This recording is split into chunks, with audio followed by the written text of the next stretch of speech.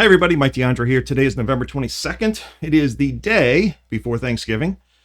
Happy Thanksgiving, by the way. And it is also 2 days before the busiest shopping day of the year, minus Cyber Monday, most, I don't want to use their name, but that big shopping site, they do some things now and then that are pretty big. But anyway, big Black Friday is still a big deal. And I want you to be prepared. I want you to be protected. I want you to be ready to go when you're out there at 3 a.m., elbows deep into a discount bin, trying to figure out what size was Uncle Harry. Okay, these are important facts. Anyhow, what we want to do is make sure that we protect you financially. I can't help you with Uncle Harry, but I can help you with your credit cards and your credit report and your financial well-being. Okay, tip number one, leave the debit card at home.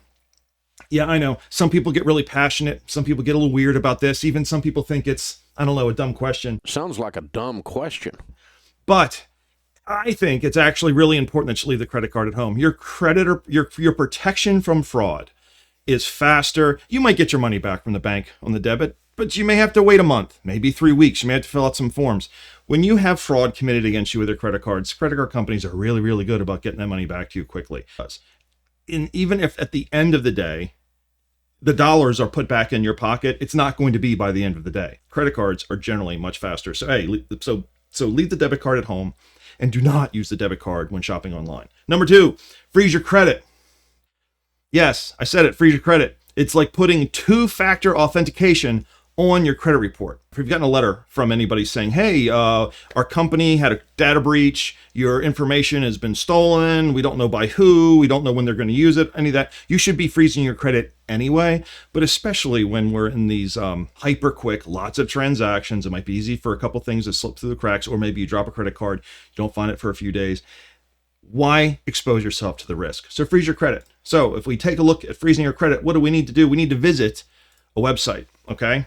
And in this case, the 3 sites you need to visit are going to be TransUnion, Experian, and Equifax. These are QR codes to each of those. I've tested them myself. They go directly to the sites. If you're watching this on a tablet or a screen and you have your phone handy and you want to hit those up, you can go right in and start working on this right now. They're going to ask you a few personal questions. They are going to need some of your personally identifiable information so that they can monitor this process and so that you can lock it. And then should you need to apply for credit cards, should you be like me and you're all the way at the end of the line at Old Navy and you're getting cranky and you're tired and you're carrying 14 bags and some little person walks up with a clipboard and says, if you apply for a store credit card, we'll give you a space right at the front of the line, and you say yes, knowing you're going to have to explain that to your wife in about 15 minutes, and she's probably not going to be very excited that you did it, but you did it anyway because you wanted to get to the front of the line.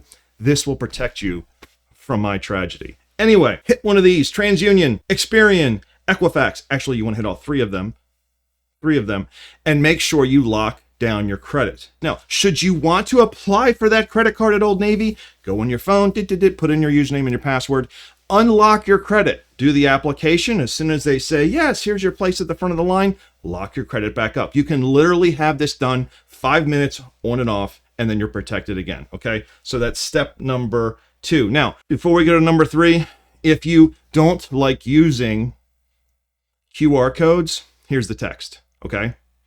So we're just going to wait here for a second while you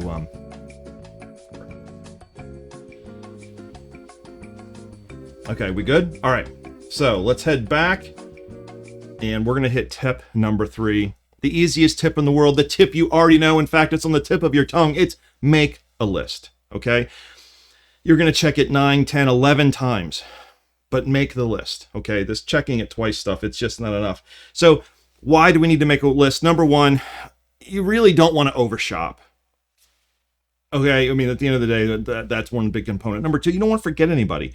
Some people have really important people in their lives, like their financial advisor. If you don't put them on the list, you might forget them when it's Christmas time, and or Hanukkah for that matter. I mean, hey, whoever your advisor is, don't forget them. Make sure they're on.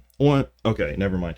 And then number 3, it feels really good when you check off that list. When you are on page 3 and page 4, boom, boom, boom, and they're all knocked out, you feel accomplished, everything's great, and you'll know you're done. Okay? All right, so those are the 3 tips. Leave the debit card at home, bring the credit card. Number 2, lock your credit. Number 3, make a list. Have an excellent Thanksgiving, and we will see you soon.